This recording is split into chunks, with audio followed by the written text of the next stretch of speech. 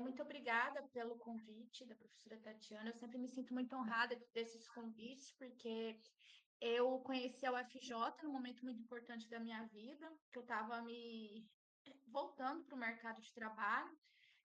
Tinha recém passado um processo seletivo temporário do IFG, então eu tentei conciliar, na verdade, com um pós-doc com a instituição. Acabou que não deu certo de realizar o pós-doc, mas eu tive, né, o lucro de ficar essa amizade com a professora, que ela sempre mantém um contato comigo, me oferecendo esses seminários para ministrar. Para mim é uma honra, uma oportunidade de mostrar o meu trabalho, até porque eu já fiz um estágio, um intercâmbio fora do país, e uma das devolutivas para o país era trazer o conhecimento de lá e ministrar palestras, cursos. E nem sempre eu tenho essa oportunidade, porque eu sou uma mãe de 3 filhos, tenho outros compromissos de trabalho. Então, assim, quando ela me convida, é uma forma de eu pagar, né? É uma forma de eu devolver para a sociedade, na forma de conhecimento, o que ela me trouxe, né, naquele momento, e trouxe para o meu currículo também. Então, assim, não estou aqui fazendo um favor, né? Vocês que estão me fazendo um favor, que eu estou tendo a oportunidade de devolver aquilo que eu aprendi dentro das instituições públicas também. Então, a gente vai começar o tema da aula da aula, né? Perdão, é costume de professora. O tema do nosso. Eu vou compartilhar aqui. Primeiramente, eu gostaria de falar, deixa eu me apresentar, né? Meu nome é Mona Marques Magalhães, eu sou formada em Química e tenho pós-graduação em Química. E os meus estudos de pós-graduação, eles foram voltados para a área de eletroquímica. Então, assim, vocês vão ver que, pelas circunstâncias da vida, eu tive que ir atrás de outros conteúdos de química e de outras capacitações, mas as minhas pós-graduações, elas são voltadas para a área de eletroquímica, para a área de síntese e caracterização de eletrocatalisadores de platina, para oxidar etanol. É uma longa história, né? Se eu ficar falando sobre esse assunto aqui, vai todo o nosso tempo, nosso período de 1 hora, vocês também têm outros compromissos. E eu preparei 4 materiais, deixa eu ver aqui, 4. Na verdade, para não, são 4 materiais. Eu não sei como que eles podem ser enviados para vocês. A professora envia? Oi, Mona, eu posso enviar assim, eu envio pelo Ah, SIGA, que é o tá. nosso sistema que a gente usa aqui. Beleza. Não precisa ser agora, eu vou compartilhar alguns materiais, vou estar mostrando alguns materiais. Primeiro, o que eu vou mostrar aqui é o nosso roteiro, é um roteiro simples sobre o que eu vou falar, e a justificativa do tema, né, que eu escolhi para estar apresentando para vocês na forma de seminário. Compartilhar aqui, roteiro sobre tintas. Roteiro sobre tintas, compartilhar. Vou colocar a tela inteira.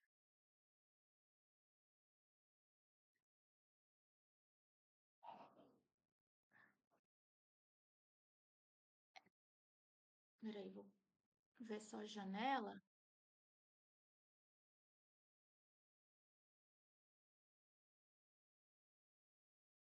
Aí que ele tá dando aquele tempo, sabe?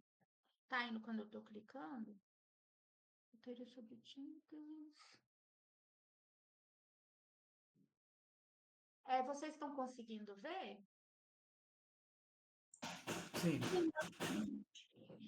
Então, aqui nesse texto que eu vou enviar, ele é um roteiro sobre o nosso assunto de hoje. E ele é uma justificativa do tema, né? Qual justificativa? Eu escolhi esse tema para vocês pensando no que vocês poderiam ter visto ou não na graduação e me identificando com a trajetória do profissional também. Bom, eu me formei em Química, vocês são da pós, então vocês já estão formados, né, no curso de licenciatura em Química, que é o curso oferecido pela UFJ. No meu caso, eu me formei no bacharelado, curso oferecido onde eu estava, né, cursando Química.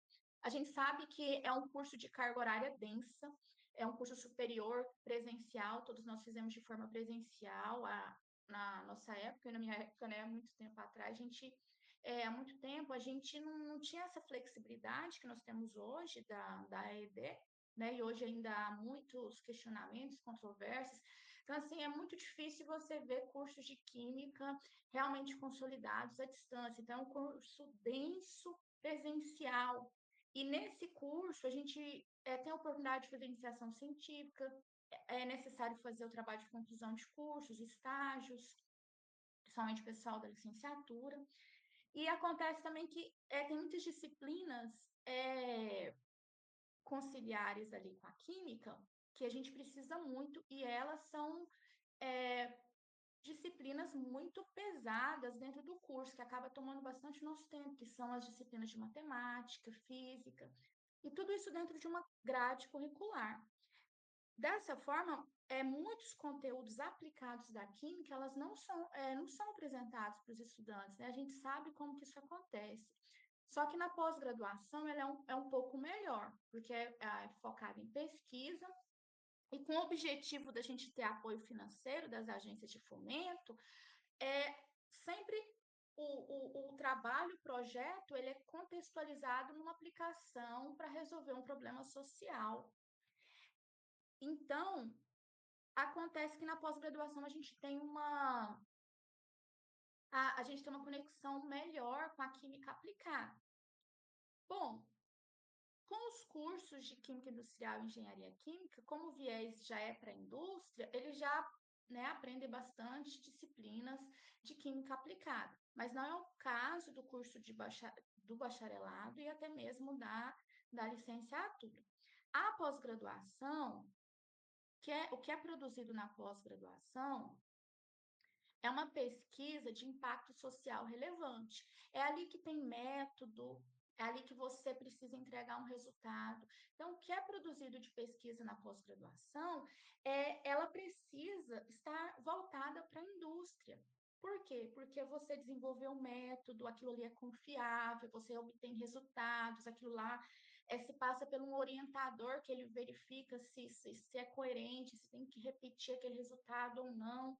Então, assim, na pós-graduação, as pesquisas que são desenvolvidas dentro desse ambiente de produção deveria, né, ser voltado para a indústria, mas infelizmente isso não é muito forte no Brasil, né? Sendo que são setores complementares, o que é desenvolvido na pós-graduação, que é uma pesquisa de impacto relevante, de impacto social, e com que é preciso, né, dentro de uma indústria para produzir produtos cada vez mais eficientes para a sociedade. Bom, mas infelizmente a nossa realidade é outra. Qual que é a realidade? Não temos conexão com a indústria, algumas pós-graduações não têm, né? O aluno precisa desenvolver tal projeto, mas qual é a finalidade? É a aplicação, é virar um produto. Ainda não temos essa realidade acontecendo de forma ampla. Nós nos limitamos mais, nós ficamos alegres quando o nosso produto ali de uma pós-graduação é um artigo, já é uma grande vitória, né? Então, isso é uma caminhada de pesquisa no Brasil que ainda está lenta. Quando a gente consegue um artigo, então a gente conseguiu, né, concluir, a gente conseguiu ali fazer algo relevante. Então, assim, o mínimo para a gente está sendo o artigo e não uma aplicação. Até por questões de tempo e outros aspectos da formação de educação que temos no Brasil, né?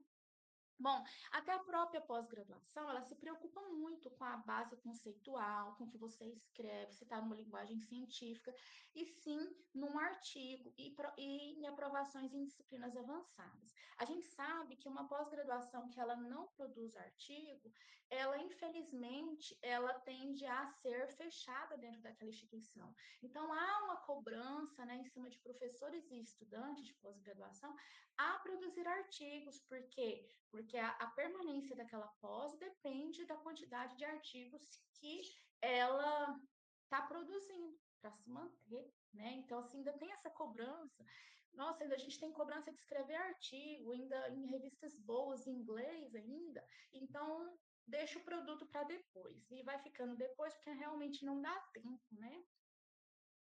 Mas e se tivesse um apoio de uma indústria, né? Se tivesse um apoio ali financeiro maior, a indústria ela já se preparasse para te dar um respaldo de você produzir não um artigo só, mas uma patente. Então, assim, essa complementação com a indústria, ela seria fundamental. Mas a gente não tem essa cultura tão forte aqui no Brasil ainda, né? Bom, mas isso é todo um contexto que eu trouxe para vocês sobre a minha realidade como profissional, que eu acredito que seja a dos profissionais da química que não fizeram um curso de química industrial ou engenharia química. Então, vocês podem ficar pensando, né? A palestrante, ela já falou que a pós-graduação dela foi em eletroquímica, então o que que ela veio falar de tintas aqui para a gente, né?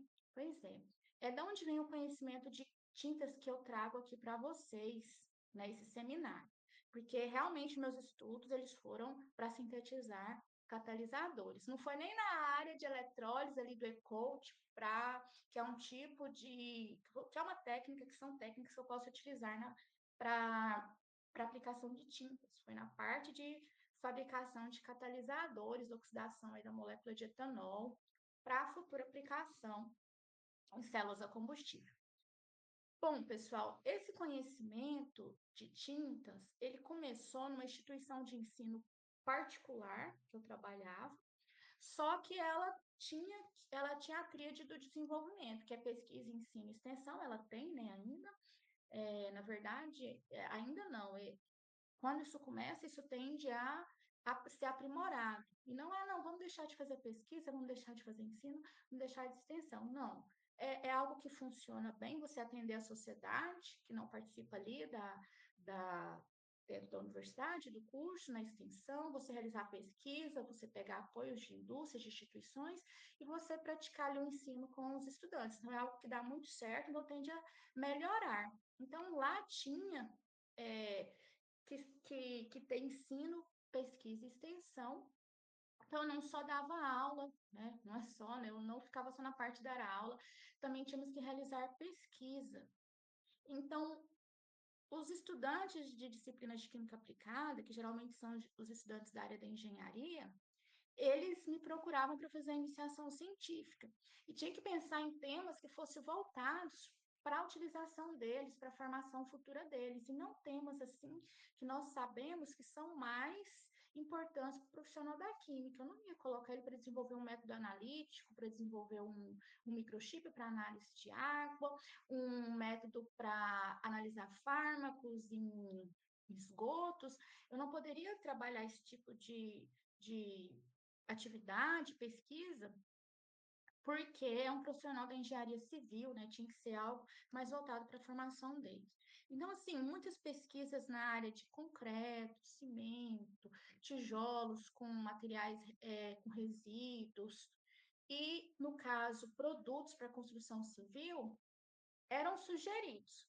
E um dos projetos que eu vou fornecer para vocês, caso vocês queiram, né, dar uma lida, esse projeto ele não foi finalizado. Então, caso vocês queiram dar uma lida e agregar ao conhecimento, agregar à pesquisa, não, isso eu posso fazer, isso eu posso sugerir, isso eu posso acrescentar no meu trabalho, isso pode virar um trabalho de doutorado, isso pode virar um trabalho de consultoria futuro, né, meu, isso pode ser comentado em sala de aula, então caso vocês queiram, eu vou disponibilizar esse material para vocês, que se tratava de um projeto que nós íamos analisar o zarcão comercial. O zarcão, pessoal, ele é um tipo de primer, ele é considerado um tipo de tinta ali para produção, para proteção de materiais metálicos, né, de superfícies metálicas. Então, o objetivo era fazer análises físico-químicas do zarcão comercial, de zarcões comerciais, até para a gente ver textura, qualidade, diferença de marca. E depois a gente ia fazer um primer, né, um tipo de zarcão, um tipo de tinta biodegradável. Como que a gente ia fazer esse tipo de material, de produto? É, um, uma das um dos, né, eles são chamados de drivers, das referências de tintas, de vernizes que nós temos no mundo é a Europa e os Estados Unidos.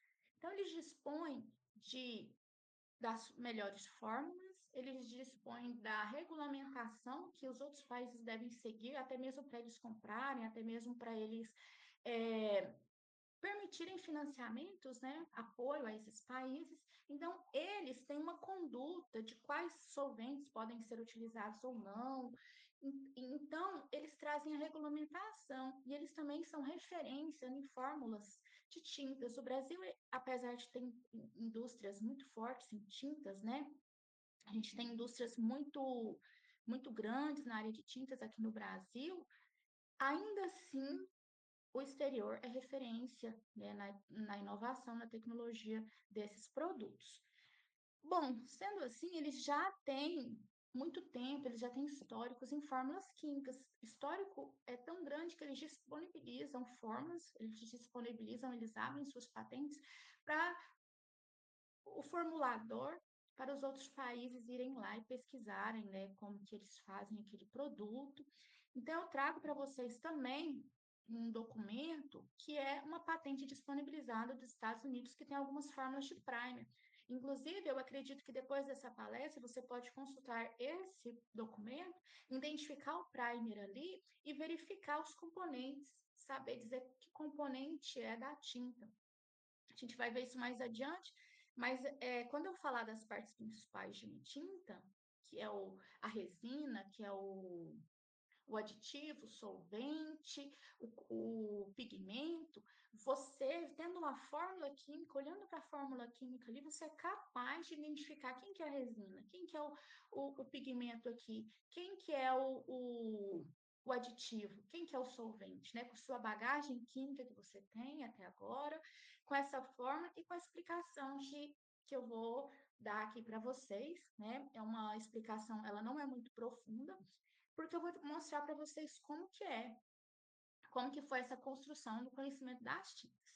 Então, a partir dessa necessidade de ter material para a iniciação científica desses alunos, que eu comecei a pesquisar, que eu adotei esse tema de pesquisa, né? E com apoio, quais são os apoios? Essas patentes disponibilizadas, é uma necessidade que a gente vê que atinge o PIB da construção civil, que são os processos de corrosão em peças metálicas, de sustentação, ou a gente tem um problema muito grande com a ferrugem, né? Infelizmente, a gente não consegue comprar o aço mais perfeito, o aço mais tecnológico, o aço melhor que existe para fazer construções. Então, a gente compra produtos medianos e até mesmo a gente usa o ferro sem muita qualidade. Mas esse ferro ele pode ter uma durabilidade boa e você reter processos de oxidação, processos de ferrugem, se você tiver uma impermeabilização, se você tiver um revestimento ali com um bom zarcão, com um bom primer para você proteger aquela estrutura de futuros futuros processos de deterioração e você acabar tendo que trocar, né, essa estrutura metálica por outra. Isso impacta muito a construção civil. Essas trocas de materiais por danos causados pelo intemperismo, que é algo mais natural possível, né? Umidade e oxigênio, você tem ali processos de ferrugem, processos extremamente naturais que acontecem o tempo todo. Então, você sempre precisa de produtos para tentar contornar esses problemas. Então, eu vou estar disponibilizando para vocês, na verdade, a professora Tatiana, mas o que que são esses materiais? São essa patente com fórmulas de primers, pode ser útil, você pode, assim, não, isso não é da minha área, não estou interessado. Mas se você se interessar, para você até ver como que funciona a patente, como que funciona a fórmula química, né? Eles colocam lá as porcentagens, você pode calcular isso para 100 gramas, para 1 quilo, para tonelada, mas claro, você vai fazer pequenos testes primeiros.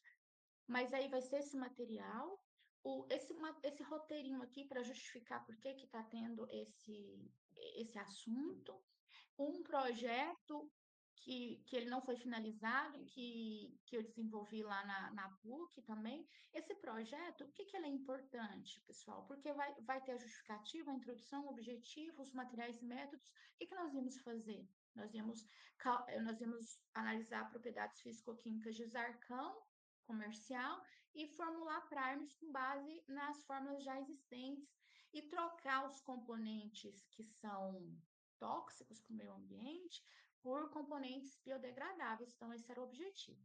Aí depois, pessoal, como todo projeto, o que tinha ali? Tinha um cronograma de execução mês a mês, então isso pode ser importante para vocês. Eu preciso mandar um projeto para tal lugar. Pega como modelo, então ali tem um cronograma de execução, ali tem um orçamento dos produtos, então os preços na época, né, 2019, estão todos ali. Você vai ter familiaridade com como que custava a matéria-prima na época, alguns produtos iam ser cedidos por empresa para análise.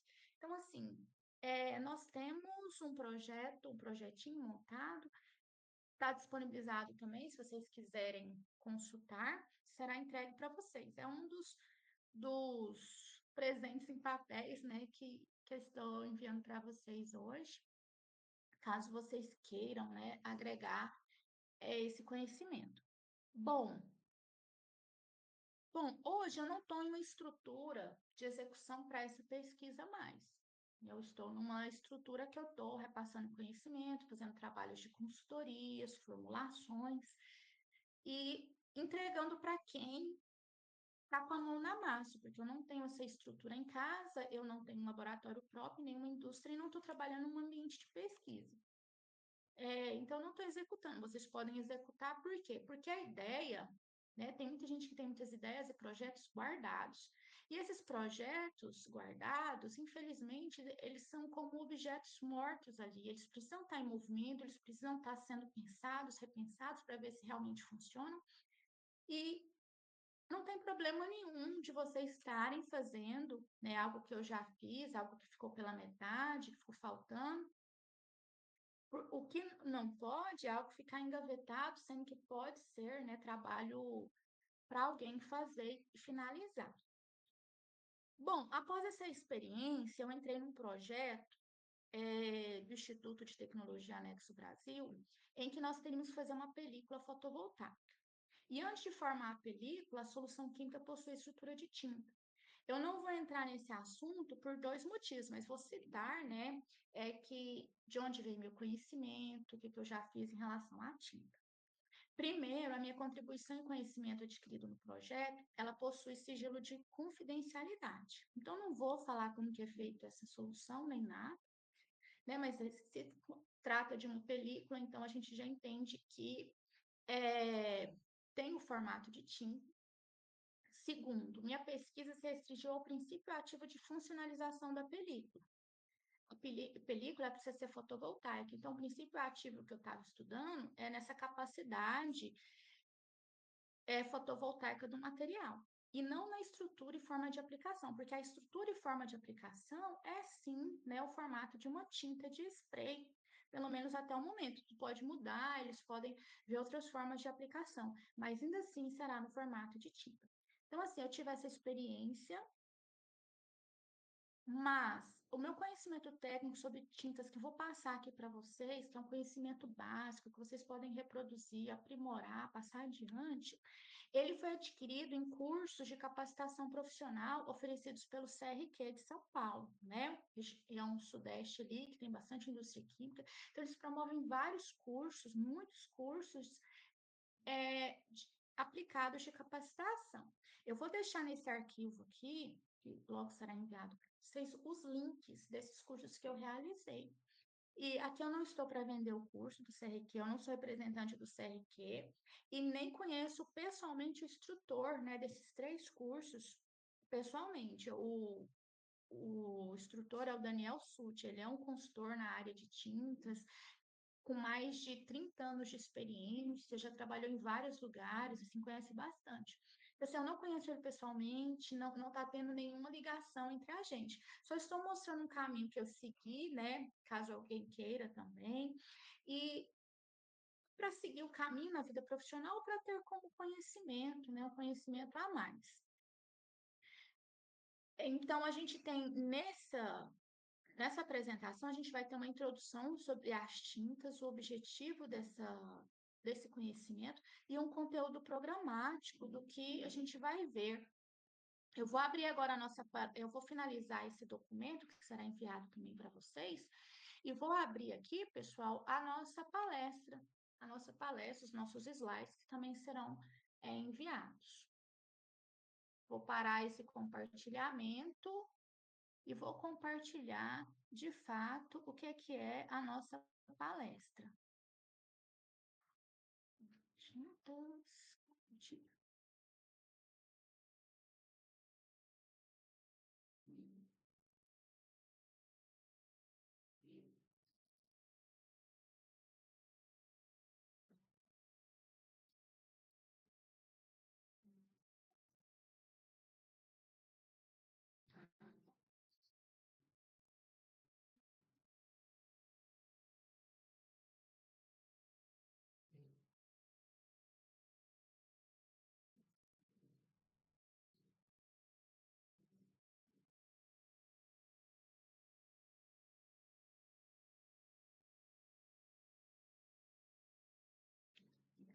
Bom, pessoal, então vamos lá, né? Então aqui está o nosso tema que foi passado para vocês, tintas, da composição química básica à inovação com abordagem P&D. Que eu vou trazer alguns exemplos, mas é, sempre há espaço, né, com as ideias, com a bagagem de conteúdo que vocês têm, para propor soluções diante de algumas situações que não precisam ser resolvidas dentro da sociedade. A gente vai entender um pouco mais sobre isso adiante.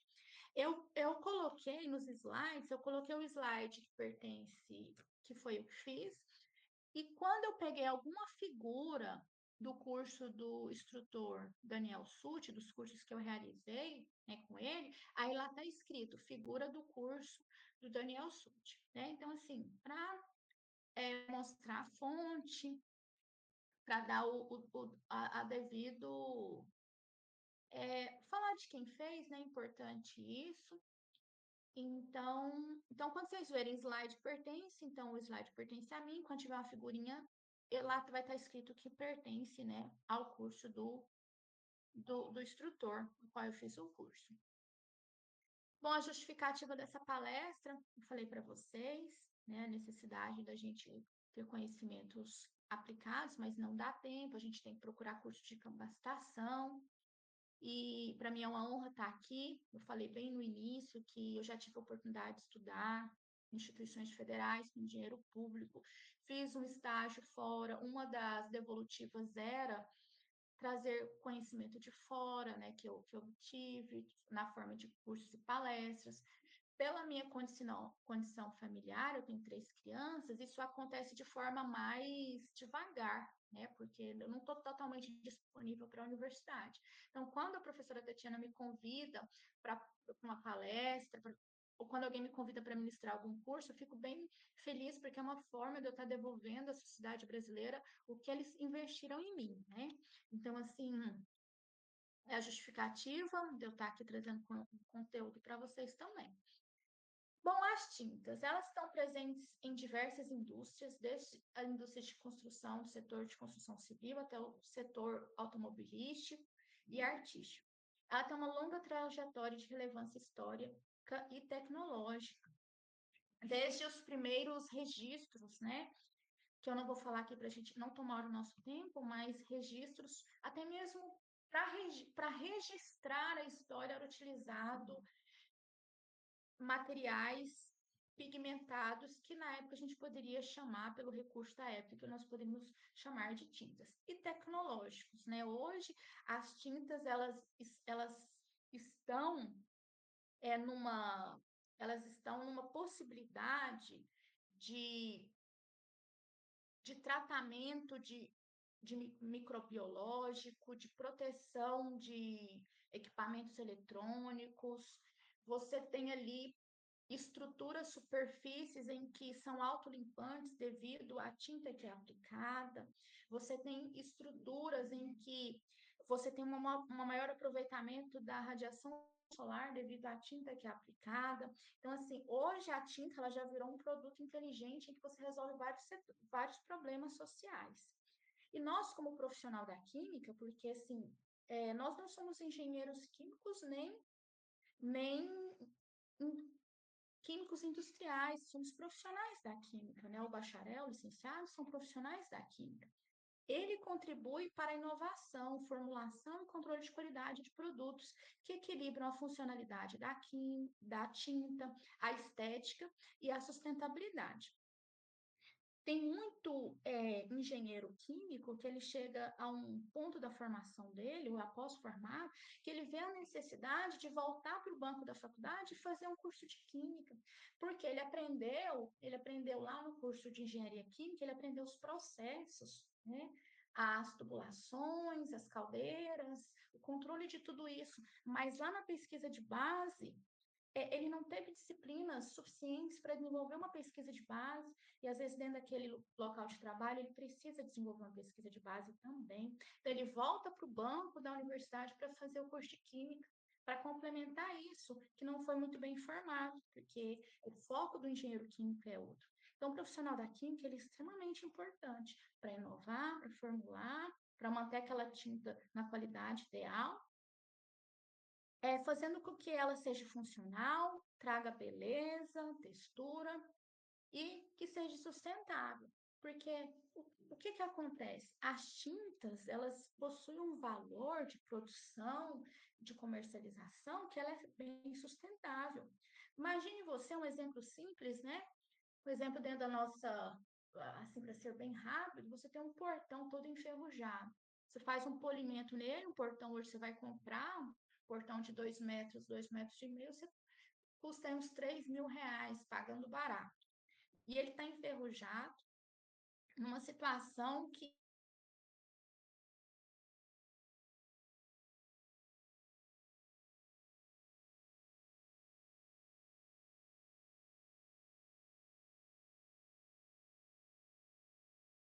tenta, você consegue pintar esse portão.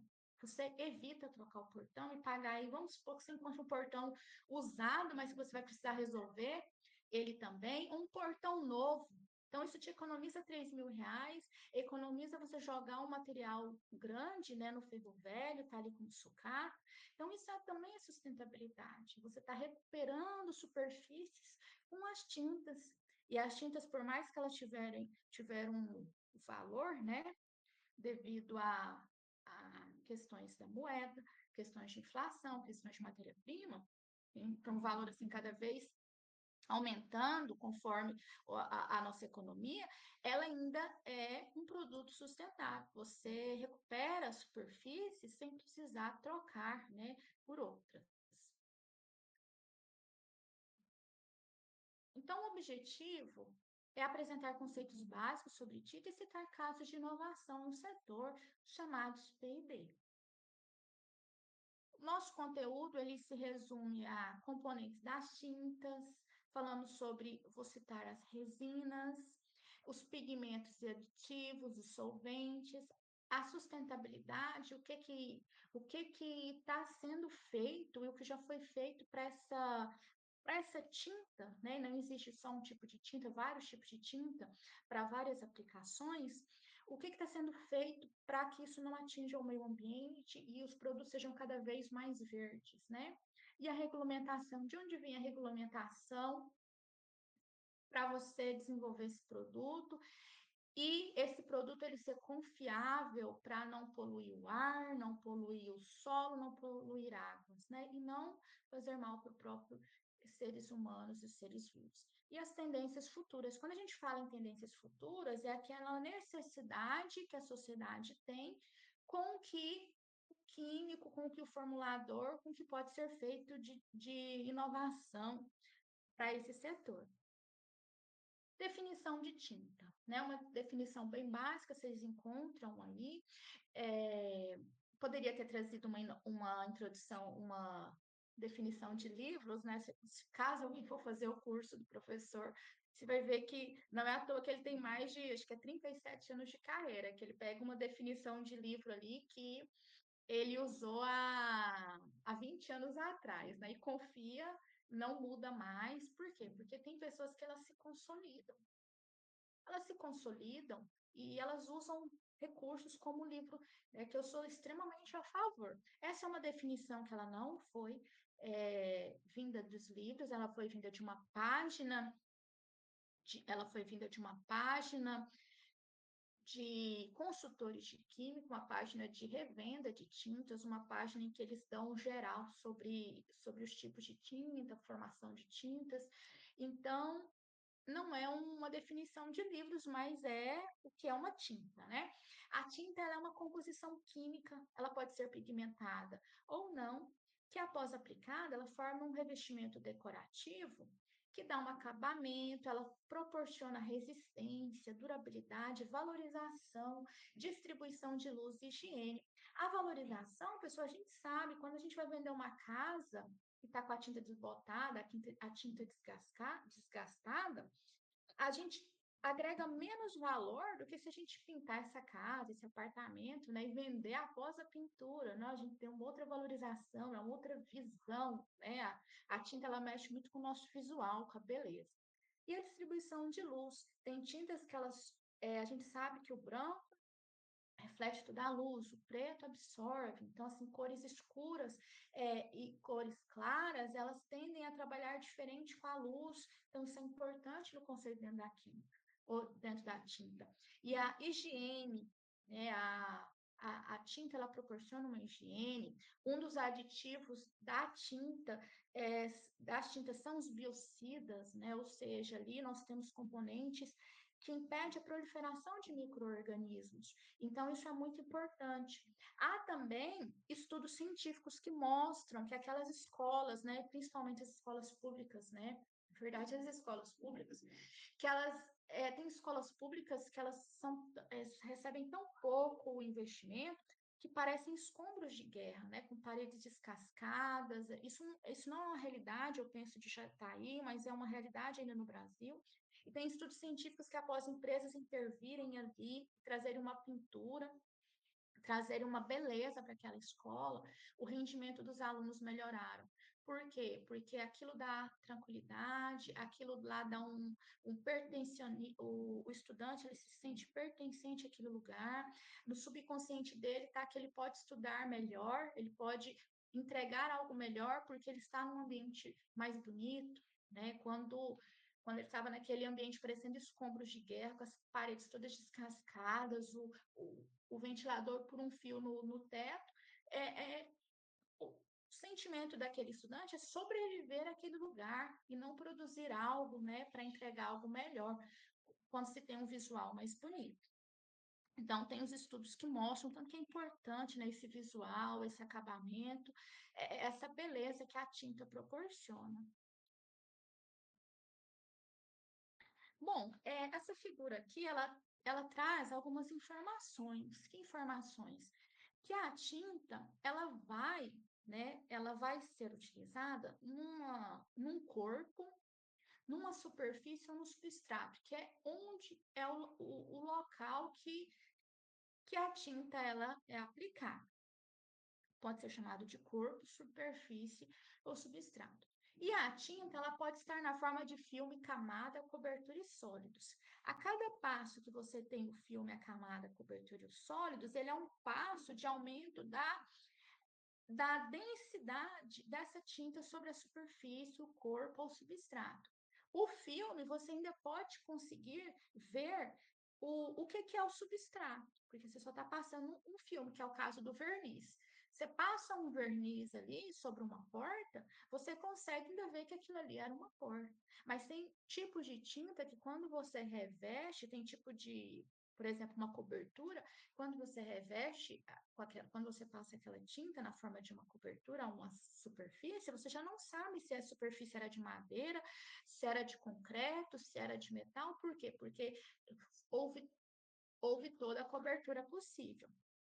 E também existem os revestimentos, né, com as tintas sólidas, que é quando você tem os sólidos completamente, a tinta está totalmente sólida ali, né, o material já é todo praticamente a tinta, que é o caso que a gente consegue com as tintas em pó, que é um dos avanços, né, que nós temos hoje, várias empresas já produzem essas tintas em pó.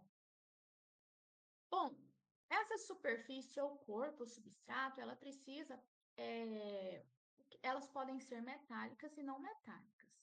As metálicas, né, a gente sabe que pode ser os materiais ferrosos ou ferromagnéticos, são a grande maioria, porque é, formam as estruturas de sustentação, de pontes, de construção, e pode ser os materiais não ferrosos, inclui a madeira, o vidro, o concreto e o plástico.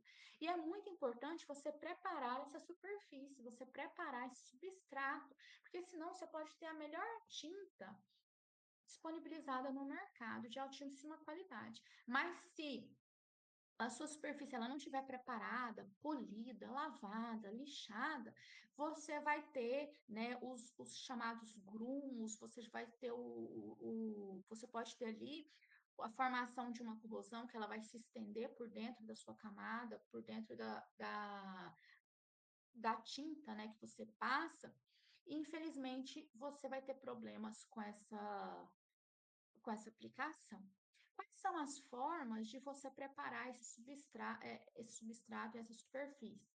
Você pode fazer um jateamento, esse jateamento com água, pode fazer uma limpeza física com água e sabão, pode fazer um desengraxa, um tipo de limpeza que é o desengraxa quente, né? Você remover graxas, sujidades da superfície com calor para derreter aquela graxa. Pode fazer uma decapagem física, você passa uma espátula ali, limpa aquela Mona, superfície. Oi? desculpa te interromper. Ah, voltou. O slide não estava aparecendo, mas agora voltou, tá normal, tá? Ah, Tá obrigada. bom. Nem... Então, o anterior não apareceu? Eu acho que apareceu sim. Eu acho que você deve ter mudado por agora. Não tá aparecendo para vocês, pessoal? Todo mundo tá visualizando agora? Ah, então tá Sim. bom. Então, Então, tá, vou tá tudo voltar. certo. Obrigada. Sempre que Desculpa, der alguma viu? coisinha, pode me avisar. Então, você pode estar fazendo um lixamento da superfície e pode estar fazendo um pré-tratamento. Esse pré-tratamento, às vezes, é com ácido, né? Um tratamento químico de superfície.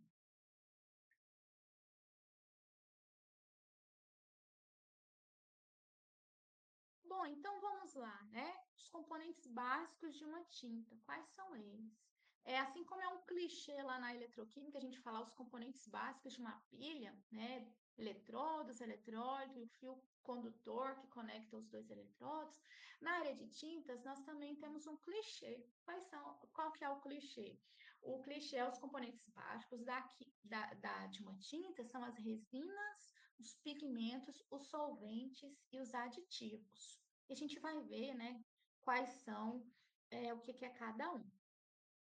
As resinas, elas são responsáveis pela formação da película, né, que ela é uma película protetora, e ela se converte, essa película ela se converte após o processo de cura, após a secagem da tinta. Existem vários tipos de resina que são, né, utilizados na indústria de tintas. PVA, acrílica estirenada, vinil acrílica, acrílica pura e alquítica. Então, a gente pode perceber que essas resinas, elas são, na verdade, os nossos conhecidos polímeros. E as resinas, elas também são responsáveis, né? Elas são, há quem diga, né? Há quem é mais profundo que diga que as resinas são a alma da tinta, e elas são responsáveis pelo brilho, pela aderência, pela elasticidade, resistência dessas tintas. Temos os pigmentos, eles são substâncias sólidas insolúveis e eles são divididos em dois grandes grupos, os ativos e os inertes. Os pigmentos ativos, eles conferem cor e poder de cobertura à tinta, enquanto os inertes, eles se encarregam de proporcionar propriedades a essas tintas, como lixabilidade, dureza, consistência e outras características. Uma tinta, né, ela normalmente é composta por vários pigmentos. Por quê? Porque você vai tentar encontrar aquela cor, aquela tonalidade, você vai utilizar uma mistura de pigmentos. Os pigmentos, eles podem ser orgânicos, inorgânicos, alumínios, micas e cargas. Exemplos, né? Quais são os exemplos de pigmentos que nós temos? O dióxido de titânio é um dos pigmentos mais utilizados no mundo inteiro. Dentre eles, né, tem muita pesquisa com os nanos, o titânio nano, mas os mais empregados, por enquanto, é o rutilo e o anastáse. O negro de fumo, o caulim, o silicato de alumínio e os óxidos de ferro. Eu, particularmente, eu uso, né, eu faço bastante formulações cosméticas, eu uso muito de óxido de titânio, até para que ela é muito utilizada na área de cosméticos, eu uso ela como filtro solar, eu uso o óxido de titânio como filtro solar, uso o Kaolin, que na verdade é a argila branca, né, que a gente utiliza para fazer máscaras faciais, e uso muito óxido de ferro, e o óxido de ferro, você pensa que é só vermelho, né? A gente pensa, não, é só vermelho o óxido de ferro? Não, a gente tem óxido de ferro preto, a gente tem óxido de ferro vermelho, verde. Então, a gente, através dessas possibilidades de coloração que o ferro nos dá, a gente cria várias cores ali, várias tonalidades de cores dentro das formulações de tinta, dentro da área de cosméticos e dentro também da área das indústrias de alimento. Então, aqui nós temos as três formas cristalinas do óxido de titânio, anastase e rutilo. As mais empregadas são a Anastásia e o Rutilo, e a mais empregada de todo, né, nas formulações de tinta, é o Anastásia. Temos aqui um exemplo de pigmento de carga, que são as microesferas de vidro. Nesse caso aqui, a função desse pigmento não é a, a cor, e sim aumentar propriedades. Que propriedades são essas, né? Que propriedades é essa que traz a tinta? Maior rendimento, cobre mais área, menos material, você reduz custos com a sua tinta. Alta resistência, muito indicada para ser utilizada em pisos, que é ali onde sofre maior pressão, né? Você passa com carrinhos, o próprio peso de passagem de pessoas sobre a superfície de pisos. Então, você dá maior resistência àquele piso ao qual você utilizou um revestimento, uma tinta. Desgasta menos o material, é ideal para demarcação viária. A aplicação é uma aplicação fácil, espalha de forma uniforme, economiza material. Mais conforto térmico, absorve menos calor, sustentável, menor emissão de CO2 no transporte. Então, assim, um exemplo de pigmento que não é para colorir, e sim para trazer uma propriedade ao material. Bom, também nós temos os solventes, né? Os solventes são líquidos voláteis utilizados em diversas fases de fabricação das tintas e possibilitam que o produto se apresente sempre com o mesmo padrão de viscosidade, isso entra no controle de qualidade. São empregados para conferir à tinta as condições ideais de pintura, visando a facilitar a aplicação e o alastramento dessa tinta. Os solventes, eles podem ser hidrocarbonetos, oxigenados e outras classes, outra função orgânica, como os terpenos, furanos, os nitroparafinas e os clorados. Aqui nós temos alguns exemplos utilizados, né? O butilglicol, o isopropanol, xilol, a agarrase e o acetato de etila. Eu mesmo tenho experiência com a utilização do acetato de etila como solvente para formação de tintas. Aqui nós temos um solvente empregado até para remoção de resíduos de tintas, que é o famoso thinner, né? O que é o thinner? O thinner, a tradução da palavra thinner do inglês é aquele que dilui, né? O que a gente lembra que dilui alguma coisa, né? Próprio solvente. Esse solvente, pessoal, ele pode ser vários tipos de solventes orgânicos que a gente já teve familiaridade, já estudou. Um dos componentes principais do thinner é o tolueno, mas pode ter outros solventes orgânicos também.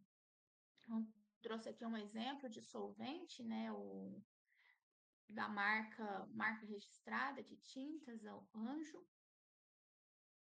E nós temos os aditivos que compõem as tintas também. Os aditivos, eles são colocados em pequena quantidade na composição da tinta, né? E são produtos químicos sofisticados, com alto grau de eficiência. Eles são capazes de modificar as propriedades da tinta, trazendo funcionalidades que a gente nem imagina. Os aditivos mais comuns, eles são secantes, os antiespumantes, os antissedimentantes, os antipeles, bactericidas e fungicidas. Então, nós temos aqui, com essa figura do curso do Daniel Sud, que ele trouxe vários tipos de aditivos.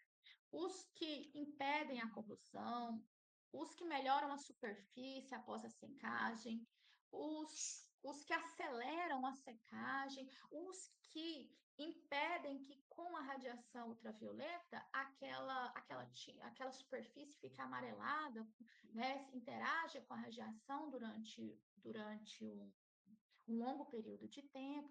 Os biocidas são extremamente importantes, eles são uma espécie de conservante ali para a tinta. E temos os anti-chamas, né? A tinta anti-chama, que ela é uma recém-novidade, né? Pelo histórico que a gente tem de tintas, ela ainda é uma inovação no setor. Só que assim, pessoal, quais são as preocupações hoje no desenvolvimento da tinta? Aditivos verdes e utilização de solventes que não sejam prejudiciais ao meio ambiente. Colocar aqui, pessoal, o o que é necessário, o que se exige de um aditivo. Exige-se que ele tenha o baixo VOC. O que é esse VOC? Né? Da sigla em inglês, são compostos orgânicos voláteis. Então, é necessário. Você sabe aquele cheiro quando a tinta é aplicada? Você sente aquele cheiro, né, de tinta, às vezes tem pessoas que não conseguem nem ficar perto, sentem alergia, irritação, dor de cabeça. Então, é aquilo que precisa ser evitado. Então, as pesquisas elas são voltadas para se diminuir a quantidade de compostos orgânicos voláteis, a quantidade de solventes nocivos. Esses aditivos, como eles poderiam ser chamados de verdes, né? Se eles se enquadram nessas características: baixa quantidade de compostos orgânicos voláteis, baixo odor, que não são perigosos, fontes limpas, o processo é limpo, não envolve geração de CO2, não envolve geração de substâncias fósseis, origem sustentável, que seria isso, maior durabilidade e eficiência. Quem que diz, né, se esse aditivo se encaixa ou não num aditivo verde? Europa e os Estados Unidos, né, que comandam essa regulamentação. Bom, os aditivos, eles precisam estar ali na tinta, né, e fazer ela se dispersar dentro dela de uma forma mais eficiente. Precisa ser, né, se for um tipo de aditivo umectante, precisa ser livre de fenol, precisa acelerar a aplicação, se forem anti-espumantes, precisam ser livres de alquilfenol, ceras para tintas de impressão, anticorrosivos para sistema, né, baseados em água, plastificantes, substitutos aos fitalatos, aditivos para substituição da água ras e substituição de estanho por bismuto. Aditivo de grafeno, que é uma inovação do momento também, a utilização de grafeno na composição das tintas, eles entram como aditivos e aditivos 100% sólidos para base e solvente, né? Isso daí são uma das inovações no setor de aditivos. Bom, que a parte de regulamentação de uma tinta dentro de uma indústria de tintas, né? Nós temos os sistemas de controle de qualidade, que eu vou mostrar mais adiante, as normas específicas das montadoras, isso no caso para as tintas automobilísticas, tem normas específicas até para a qualidade da estrutura metálica, para a qualidade, para as estruturas dos componentes dos automóveis, nós precisamos também ter normas específicas para aplicação. Segue diretrizes de regulamentação, essas diretrizes, né, mais uma vez, elas são baseadas em utilização ou não de componentes químicos que são permitidos nas formulações das tintas.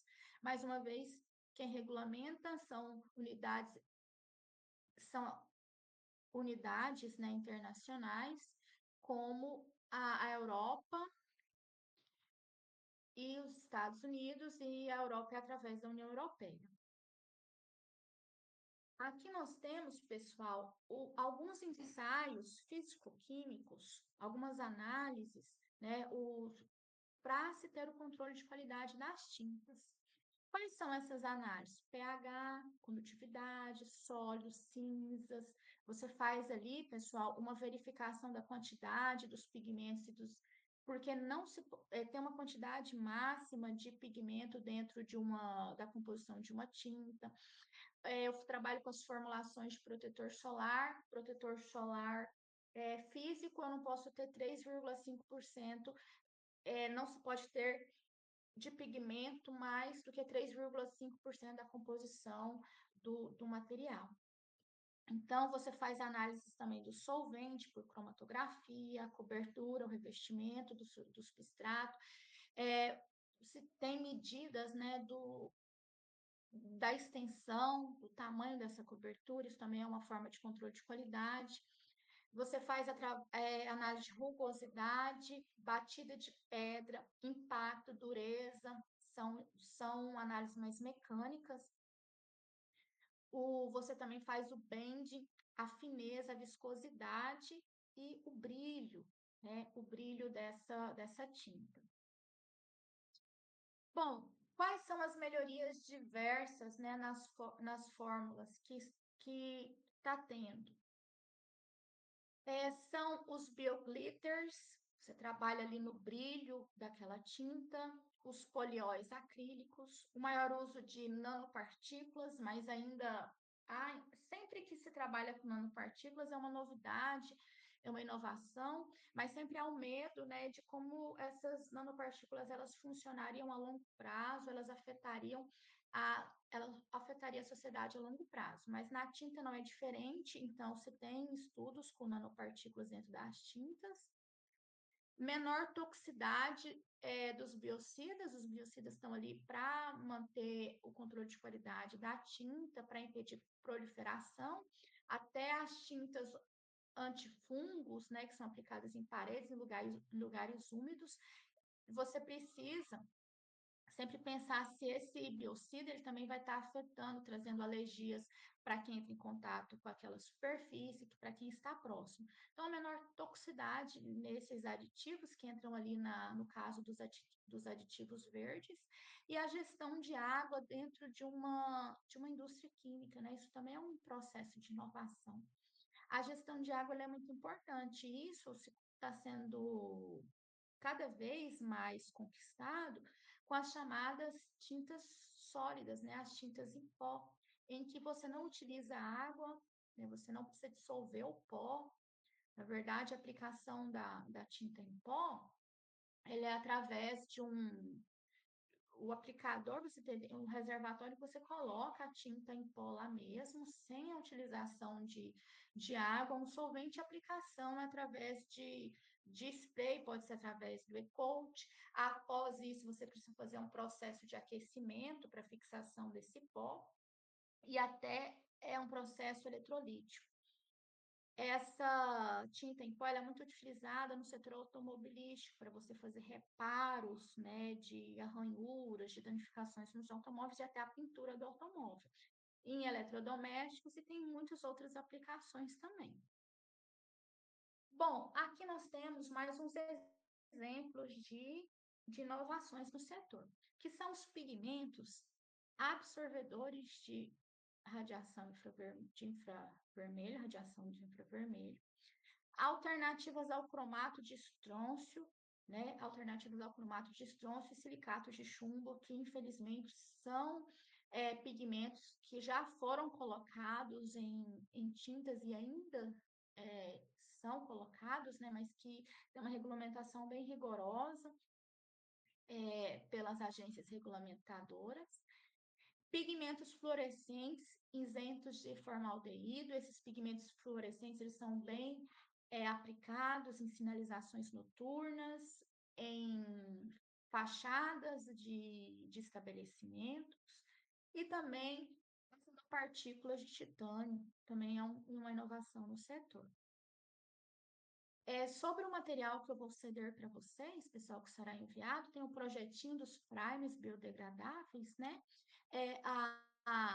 Toda uma justificativa, uma introdução, por que a utilização, por que o projeto, é baseado nos revestimentos de estruturas metálicas que a gente sabe que sofre muito com processos de corrosão, oxidação. Aí tem uma proposta, eu acredito que tem umas 5 ou 6, umas 4 propostas de primer, se não tiver mais. E eu trago aqui um exemplo desses materiais e também o documento que é uma patente, né, com essas formulações. Inclusive, essa formulação aqui, ela foi adaptada dessa patente. Só que essa patente, por que eles disponibilizam essa patente também? Já passou o período de posse da patente, e também, pessoal, eles estão em constante pesquisa e desenvolvimento. Vai ter patente que o conhecimento ali vai ficando para trás, né? Vai ficando para trás por inúmeros motivos. A gente vai encontrando materiais, substitutos mais eficientes, biodegradáveis. Então, eu trago esse exemplo aqui, pessoal, dessa formulação, que você tem, né? 1 litro de resina alquítica fenolada, 15 gramas de agarrase mineral, 1 litro de dióxido de titânio, no caso, 1 quilo, né? A gente pode fazer a conversão, mas isso daqui provavelmente é 1 quilo. 2 etilhexanoato de cálcio, 1 quilo de caulim, 40 gramas de negro de fumo e 1 litro de xilol. Com o que você sabe, o que é a resina, o que é o solvente, o que é o pigmento e o que é o aditivo, você consegue olhar para essa formulação e classificar. Não, a resina alquítica, né? O próprio nome indicativo é resina, o agarrase é o solvente, o dióxido de titânio é o pigmento, mas ele também é o aditivo. Ele também serve como aditivo, ele tem efeitos aí de durabilidade da tinta em relação à radiação, ele age como um protetor para não permitir que a radiação danifique aquela superfície que foi pintada, que foi revestida. 2-etilhexanato de cálcio seria o nosso aditivo. O caulim entra como pigmento e também entra como aditivo. Né, traz propriedades ali que impedem a radiação ultravioleta deteriorar aquele material com o tempo. Também tem propriedade, o caulim, o alumínio ali tem propriedades biocidas, então age como um aditivo, o negro de fumo como pigmento. Então, assim, você consegue pegar a fórmula e identificar os componentes principais, básicos ali da tinta. Mas aqui na nossa proposta de projeto, caso você queira, né, se interesse, aqui nós temos problemas ainda, que tem substâncias que precisam ser substituídas. Eu posso trazer uma alternativa de substituição para essa formulação? Pode, é necessário. E com isso você traz uma inovação para o setor também. Você traz uma nova formulação, você traz um serviço de pesquisa e desenvolvimento e inovação. Quando você pega uma fórmula já existente, que dá certo, que funciona, mas ela ainda precisa ser melhorada, porque o composto é tóxico, pode trazer malefícios para a saúde ali do aplicador, do químico responsável pela produção. Então, para o meio ambiente futuro, então você tem aí um PDI, né, para você fazer, para você apresentar, para você ter como serviço, né, para alguma indústria também, fornecer para alguma indústria. Bom, pessoal, muito obrigada pela atenção de vocês. Poderia ser falado muito mais do que foi falado hoje, tem muito mais material, tem muito mais detalhes, né? Tem como essas tintas são aplicadas. Há diversos processos, desde ao spray coat, desde como que acontece a reticulação do polímero, processos por evaporação, processos por aquecimento, para a formação da película, para a formação da camada, da tinta ali na superfície. Então, tem muito mais coisas para serem faladas para vocês, mas eu preparei isso, né? E eu deixo também para vocês irem atrás, né? Se tiverem alguma dúvida, podem me procurar, eu tenho material para isso, a gente pode chegar à resolução de dúvidas juntos. E quem se interessou pelo assunto, né, tem muita coisa disponibilizada na internet, em cursos, e eu agradeço, pessoal. Isso é tudo por hoje, e muito obrigada mais uma vez.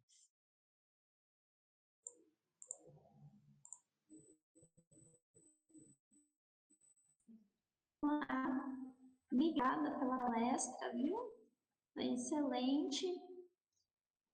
Você está me ouvindo? Parece que seu vídeo está pausado. Você consegue me ouvir? Não, eu consigo. Consigo sim. Então tá bom.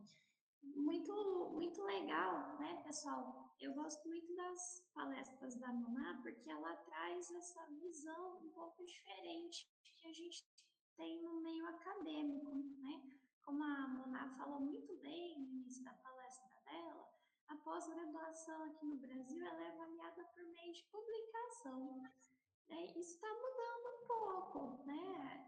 As fichas de avaliação, os programas já estão levando em consideração essa interação com a indústria, mas ainda vai muito da característica, do perfil do programa. Então, muitas vezes isso é algo que aqui no Brasil ainda não tem essa cultura, né? De uma integração forte em termos de desenvolvimento de produtos dentro da universidade e que vão ter impacto lá na indústria, né? Coisas que a gente pesquisa, estuda, desenvolve e vira um produto. Então eu gosto muito sempre de convidar ela porque ela mostra essa visão e o quanto que o químico ele é essencial nessa questão do desenvolvimento.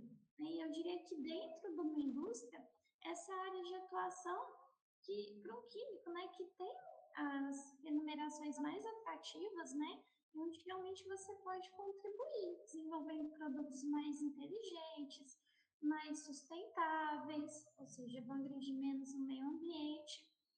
Então, foi muito legal, Mona, muito obrigada por compartilhar esse seu conhecimento, né, algo que você foi atrás, estudou, foi além, né, do que o curso de Química proporciona para vocês.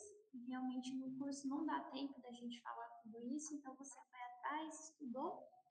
E mesmo que hoje, né, não tenha ninguém aqui trabalhando com tinta, pensando em desenvolver uma tinta, mas quem foi meu aluno na graduação já deve ter ouvido eu falar, né?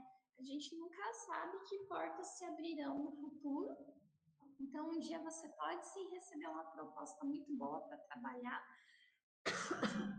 E não só isso, né? Mas os conceitos químicos que a Mona trouxe, eles não são somente aplicados à tinta também. Então, a gente tem aí uma série de conceitos químicos envolvidos.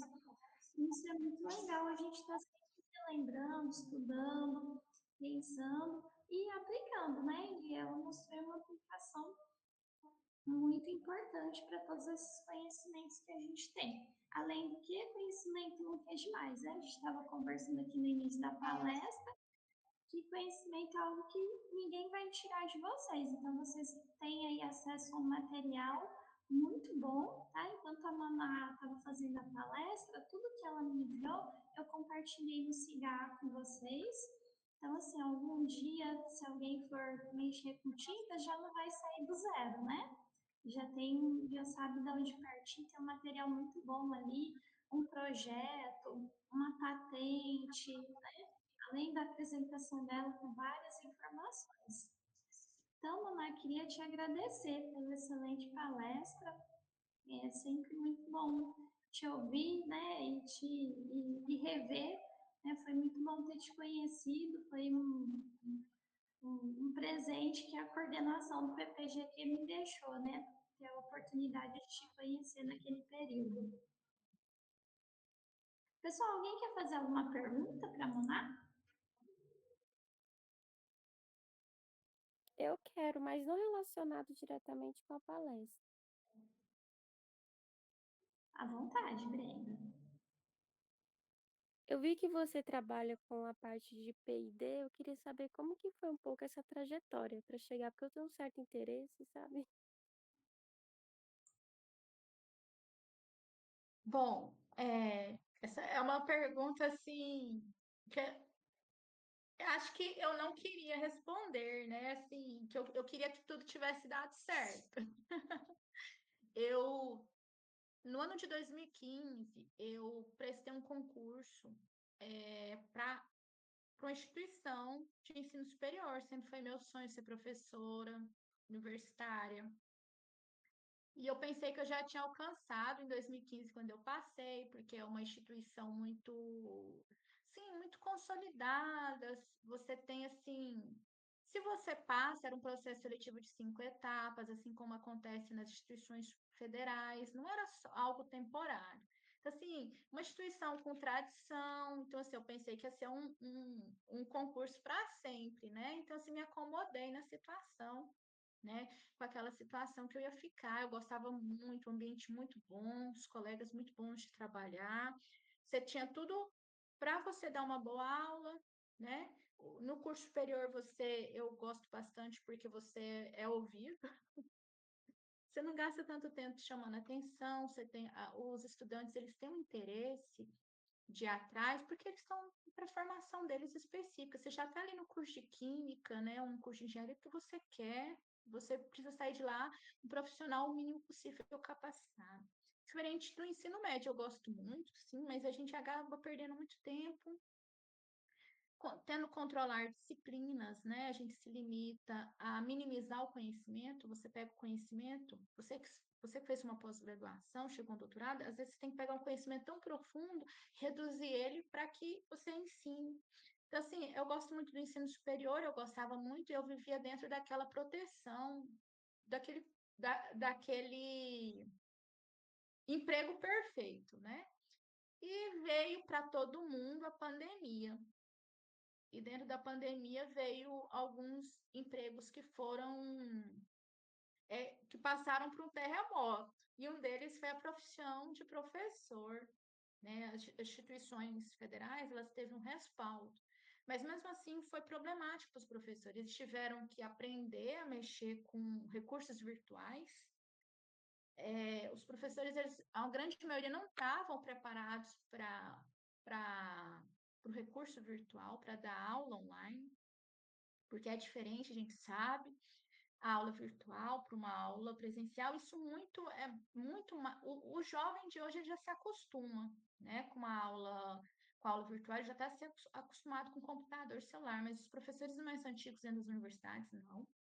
Então, para eles foi muito problemática essa transição, ter que aparecer, né, ter que gravar aula, né, um professor com nível de estudo, né, esses professores mais antigos, assim, ter o que ele fala gravado. Não é só para o professor, não, é qualquer um. O que você falou ali em sala de aula é uma coisa, agora o que você falou e gravou numa aula ao vivo, está ali para sempre, né? O que que o aluno pode fazer com aquilo? Então, muitos ficaram com medo. Ficaram com medo também de perder espaço. Nossa, eu dentro de uma sala de aula, dou aula para 40 alunos, agora com aula virtual, dou aula para 1.000 alunos, né? 1.000 pessoas podem me assistir ali no YouTube, ou muito mais. Então, assim, para o professor, a pandemia, mesmo nas instituições federais, foi problemática para essa transição virtual. Teve o período de adaptação, mas aconteceu. E para algumas instituições não teve recurso, até por essa possibilidade, né? Se numa sala de aula física eu dou aula para 40, num recurso virtual eu dou aula para 1.000, para que eu preciso de 10 professores se eu posso ter um, né? Então, teve as demissões. As demissões. E eu gosto muito da profissão de professor porque ela se encaixa com a minha rotina familiar, né? Eu vou ali, dou minha aula, vou no meu período matutino, vou ali, vejo meu filho rapidinho, volto. Posso ficar até de noite na universidade, mas eu vou ali, vou e volto. Não acontece em trabalhos fixos, né? E no CLT, que você trabalha 8 horas seguidas.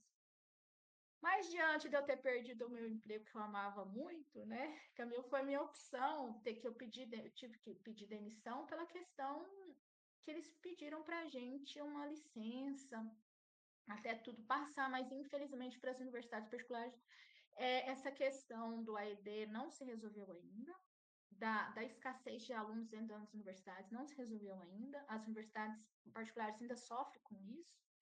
Então, eu tive que me readequar ao mercado de trabalho. Eu estou agora com uma outra realidade. Qual é a realidade? Eu tenho um conhecimento químico, eu não tenho mais o conforto de um emprego, que eu gosto bastante, que eu vou ter ali uma segurança. Então, vamos tentar uma outra coisa, que é vender esse conhecimento químico. E como que eu vendo esse conhecimento químico se a sala de aula não está totalmente disponível? Porque, sim, eu não sou licenciada. Hoje, até os contratos nos estados para o ensino médio, você precisa ter o curso de licenciatura. O bacharel não consegue contrato no estado, nem contrato. Ele não consegue fazer concurso e não consegue não consegue o concurso e nem um contrato. Então, minha condição de bacharel é pleitear uma vaga numa universidade pública como professor, isso eu ainda não consegui ainda, né? Isso é um sonho. Só que você tem que se adaptar. O que eu posso fazer agora enquanto não vem um concurso que eu consiga, né, entrar dentro de uma universidade? Eu pego esse conhecimento, né, que eu adquiri durante esse tempo, com os cursos de capacitação, que é bom a gente sempre fazer, por isso, né, para a gente ter conhecimento para desenvolver, para resolver problemas, isso é função do consultor do PDI. Tem uma carta, eu tenho uma pasta com projetos e apresento para as pessoas, para empresas, né? Na, por enquanto, agora, eu estava com um projeto, e pela minha mudança de estado, eu não estou mais trabalhando nele, mas era para uma empresa, para um instituto de pesquisa, que entra aí no PDI, né? Você vai fazer vai melhorar o material, você vai solucionar um problema. No meu caso, era um problema com painéis solares. Agora, eu estou trabalhando, dessa vez eu não fui atrás, né? Me encontraram, eu resolvi investir em marketing digital, porque é uma forma de você ser encontrado, uma propaganda barata. Né? O marketing digital, ele hoje é uma propaganda barata para você se apresentar ao mercado de trabalho. Então, eu estou com uma consultoria que um consultor também, só que ele é da área de agronomia, ele me conheceu através desse marketing digital, através de uma página do Instagram.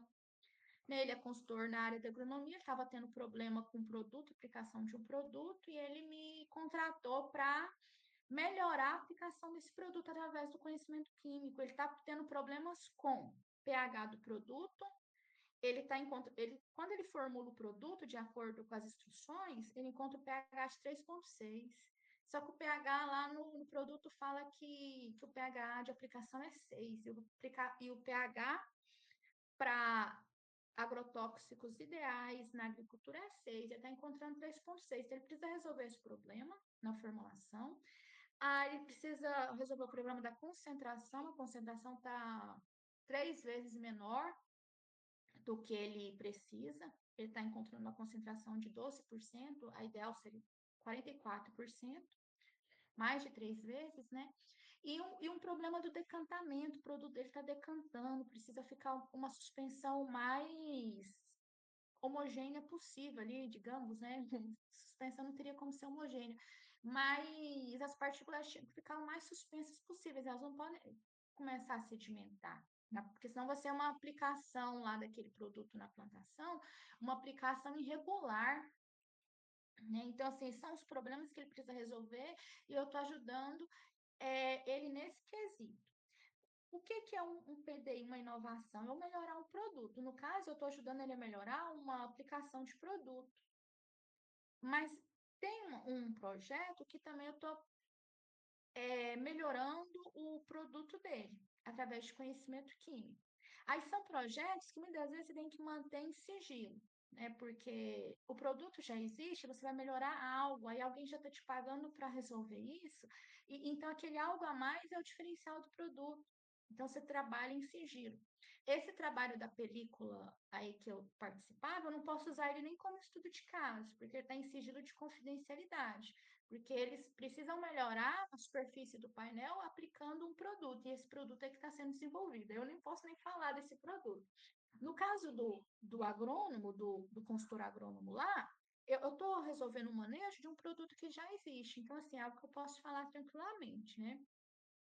Eu imagino que a gente vai resolver a situação corrigindo o pH, trabalhando a concentração correta, e aí ele vai conseguir aplicar o produto. Depois que isso der certo, eu vou poder utilizar isso como estudo de caso para outros profissionais da área da agronomia.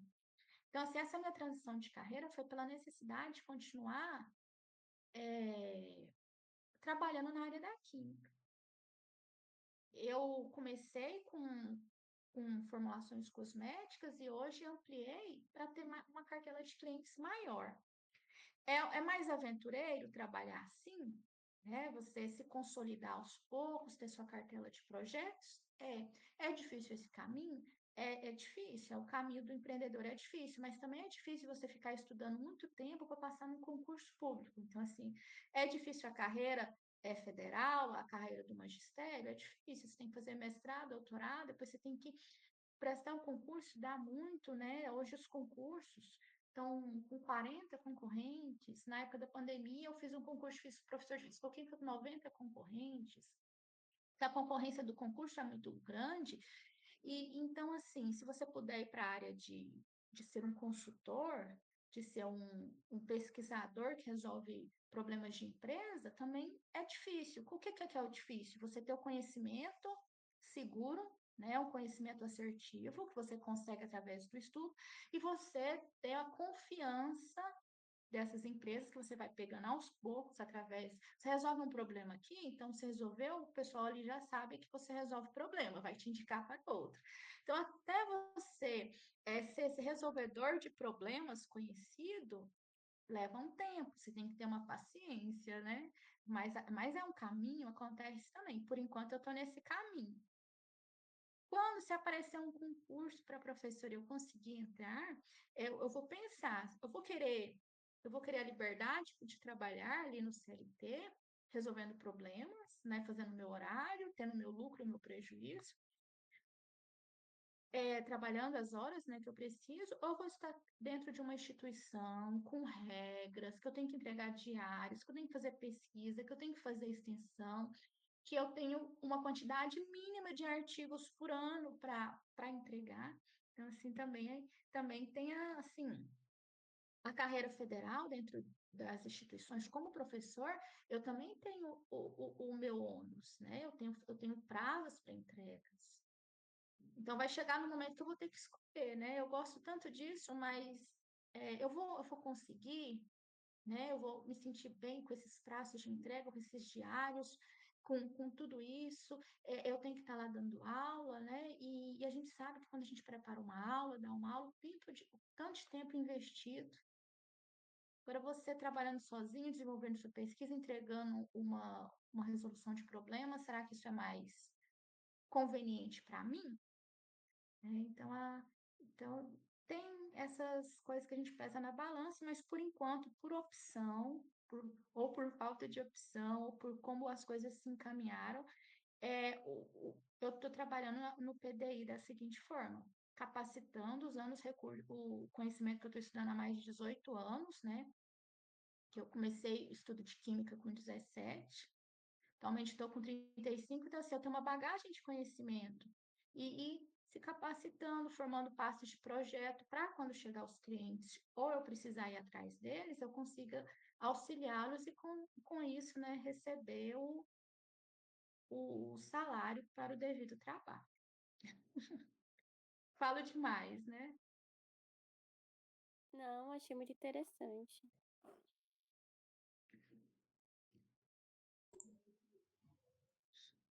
Mais alguma Obrigada. pergunta, pessoal?